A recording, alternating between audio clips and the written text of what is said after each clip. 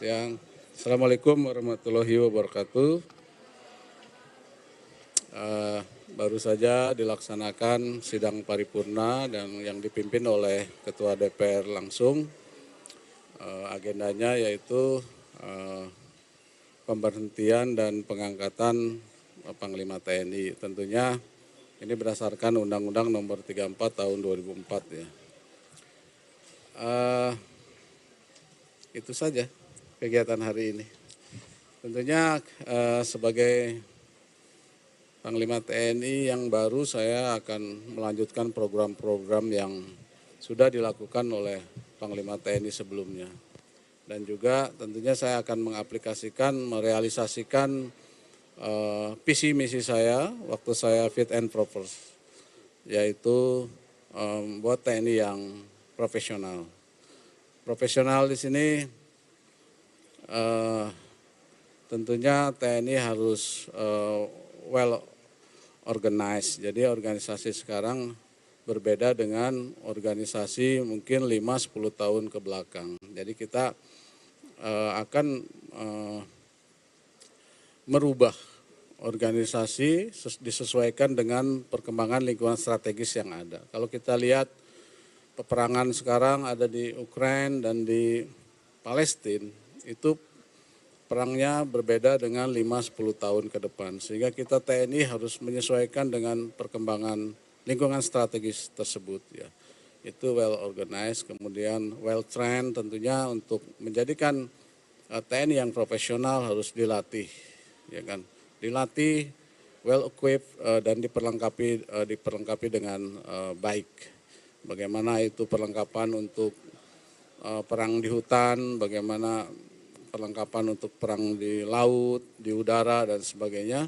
Kita akan mengikuti perkembangan lingkungan strategis yang ada. Tentunya saya juga akan menggandeng industri pertahanan yang ada di dalam negeri. Kita sudah punya Pindad, senjata kita untuk modelnya hampir sama lah dengan seperti yang digunakan US Army itu M4. Kita sudah punya jenisnya SS2V5, sekarang sudah digunakan oleh Kopassus. Kemudian juga dulu kita Kopassus menggunakan Sig Sauer.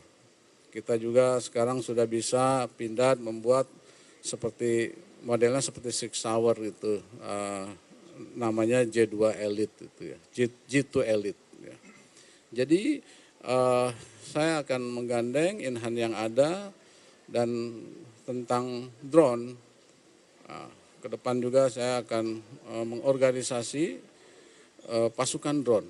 PTLN sudah bisa membuat drone tersebut ya, dan sebagainya. PT PAL kelautan juga itu sudah bisa, PTDI tentang Harwat mungkin helikopter Bell kita sudah bisa juga di PTDI ya. Jadi kita semaksimal mungkin kita bisa menggunakan in-hand buatan Indonesia. Tentunya tidak 100% karena ada beberapa spare part yang masih dibuat oleh negara lain. Seperti contohnya kapleri, kalau kita membuat bodinya kita bisa, tetapi turretnya itu kita masih menggunakan dari Belgia ya turretnya itu. Negara-negara lain juga saya lihat di Turki dia menggunakan turretnya dari Belgia. Itu saja rekan-rekan. Terima kasih. Menjelang pemilu ini bagaimana dengan netralitas TNI? Ya, setiap saya doorstop selalu itu yang ditanyakan. Tolong dicatat. Jadi tentang netralitas TNI itu sudah ada undang-undangnya. Yang pertama Undang-Undang Nomor 34 Tahun 2004. Jadi TNI yang aktif tidak boleh berpolitik praktis. Kemudian ada Undang-Undang Nomor 7 Tahun 2017, apabila berpolitik praktis itu akan ada sanksinya sanksi pidana ataupun teguran dari komandan satuannya. Itu maksimal kalau penjara itu 1 tahun dan denda 12 juta rupiah, itu sesuai undang-undang ya. Dan kita juga sudah kemarin dengan Panglima TNI Pak Yudo sudah kick off tentang netralitas TNI. Kita akan membuat posko pengaduan, di mana kalau masyarakat melihat TNI tidak netral, itu bisa diadukan ke posko yang kita buat tersebut, ya. Kemudian seluruh prajurit juga sudah kita berikan buku saku, khususnya di Angkatan Darat, prajurit terendah, contohnya tadi. Nah, ini. Jadi kita sudah membuat buku saku itu buku yang bisa dimasukin ke saku, sehingga bisa dibawa kemana-mana ini. Ini isinya jelas, apa yang harus dilakukan, apa yang tidak boleh dilakukan, sesuai undang-undang. Dan dia kalau melakukan sesuatu pelanggaran, tadi kan sudah saya sampaikan bahwa dia bisa dipidana ataupun teguran dari komandan satuannya. Ya. Selain ini juga para Dansat saya perintahkan untuk memberikan penyuluhan. Jadi tidak hanya buku saku diberikan, penyuluhan diberikan, sosialisasi, ya, apa yang harus diperbuat dan tidak diperbuat. Saya rasa itu yang saya lakukan untuk supaya prajurit saya di lapangan mengerti apa yang harus dilakukan dan tidak dilakukan. Ya, itu komitmen kita. Ya. Saya Ahmed Pak dari Garuda TV Pak. Terkait TNI kan dilibatkan dulu untuk membantu pemilu nih Pak. Apakah dari TNI diminta oleh penyelenggara untuk membantu mendistribusi perangkat-perangkat pemilu di 3 titik ya. Pak? Jadi begini ya. Ini contoh aja dulu tentang COVID. Ya. Jadi COVID dulu kalau nggak salah Kemenkes yang punya wewenang. Nah kita lihat di Indonesia ini terdiri dari pulau-pulau terkecil. Dulu sempat lah mungkin para insan media ada contoh dulu ya dulu mengirimkan vaksin terus pecah dan sebagainya. Akhirnya kita TNI diperbantukan untuk mendistribusikan karena kita punya LCR, punya kapal kecil, kapal besar juga. Sehingga distribusi sesuai dengan waktu yang ditentukan. Demikian juga dengan ini. Ya, nanti juga kita akan membantu pendistribusian logistik untuk pemilu tersebut ke daerah-daerah terpencil. Ya, kita sekarang musim hujan pasti kendala alamnya sangat ini, mungkin lautnya juga. Ya nanti kita semaksimal mungkin kita akan bantu dari proses pendistribusian logistik pemilu sampai pencoblosan. Nanti kita akan bekerja sama, tidak hanya TNI, di situ ada Polri, ada Bawaslu, KPU yang ada di daerah. Tokoh agama, tokoh masyarakat kita libatkan, ya. Itu untuk pelibatan TNI di situ. Dan kita juga sudah melaksanakan deklarasi pemilu damai. Semua Kapolda, Kodam dengan Polda, dengan semua elemen masyarakat. Ketua partai politik di wilayah, LSM dan sebagainya. Jadi kita sudah membuat upaya-upaya agar pemilu bisa terselenggara sesuai waktu dan damai dan aman. Ya. Kita sudah melangkah ke situ.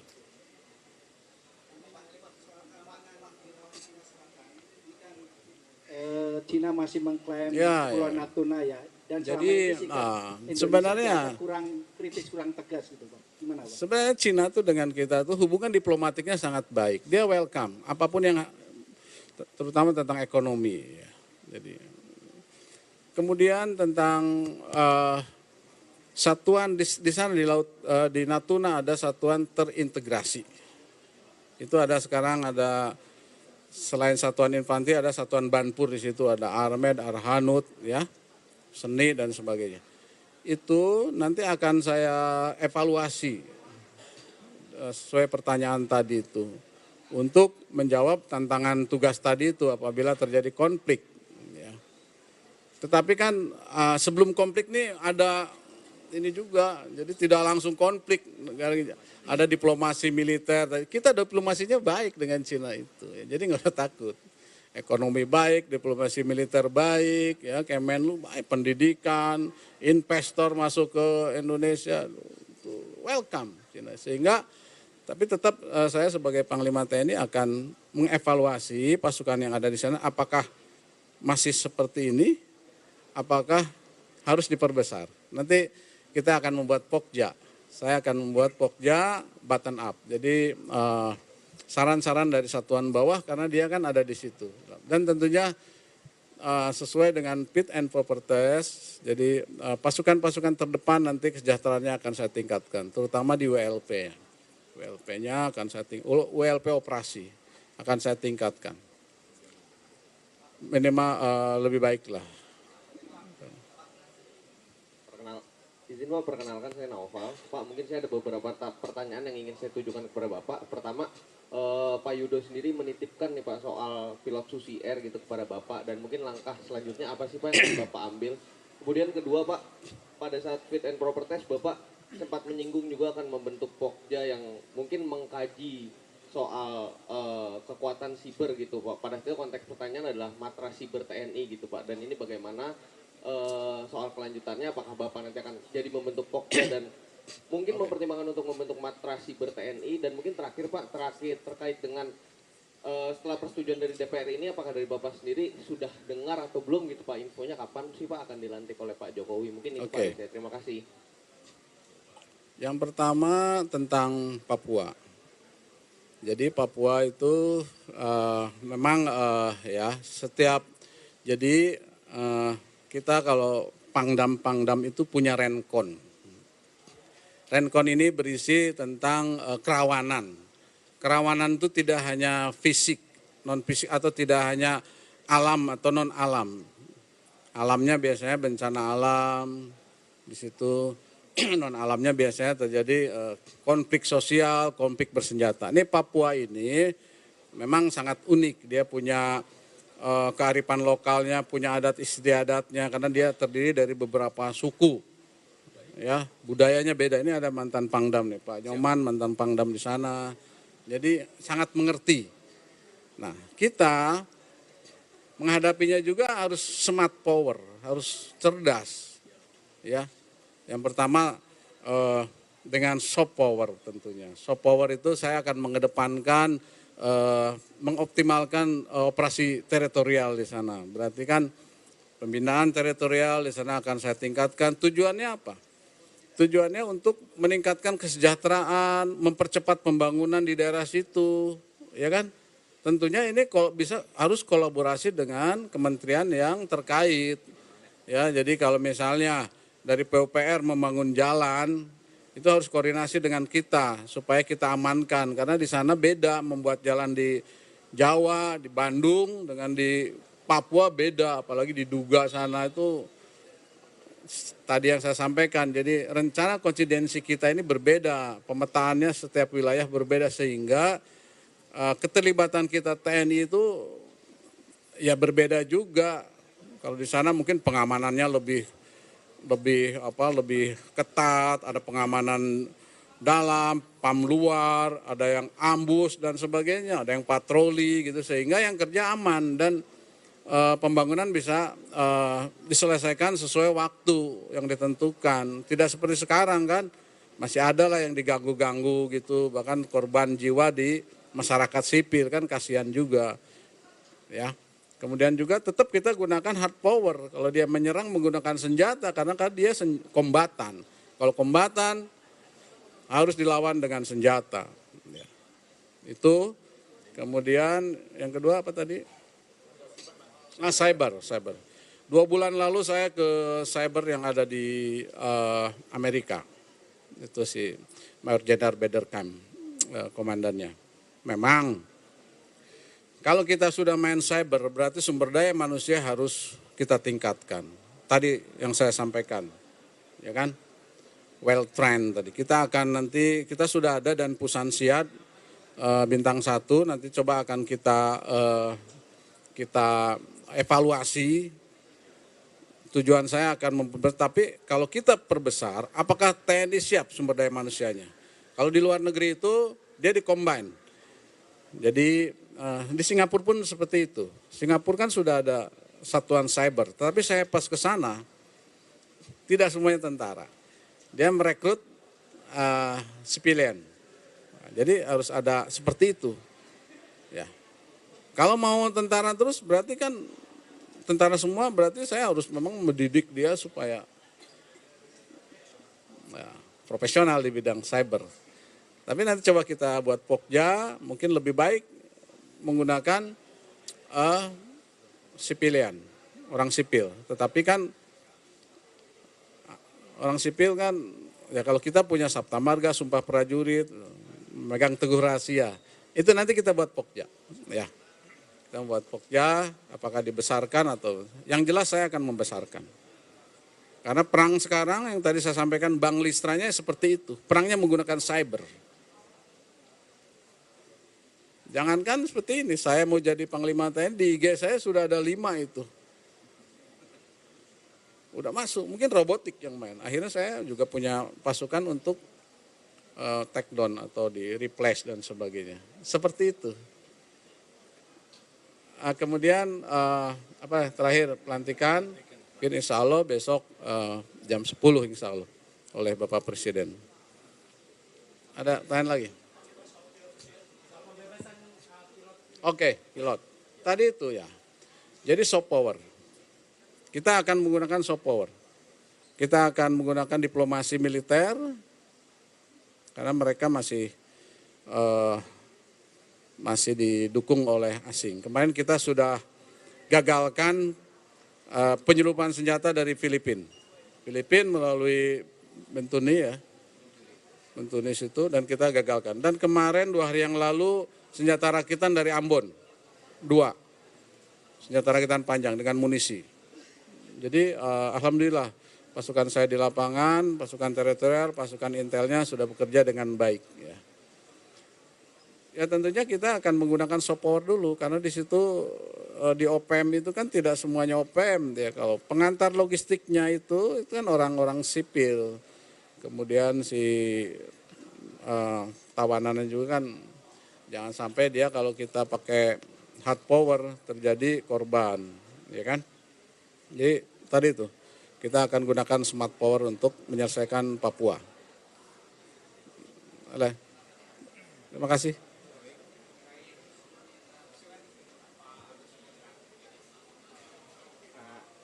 Izin Pak, saya Surya dari bisnis.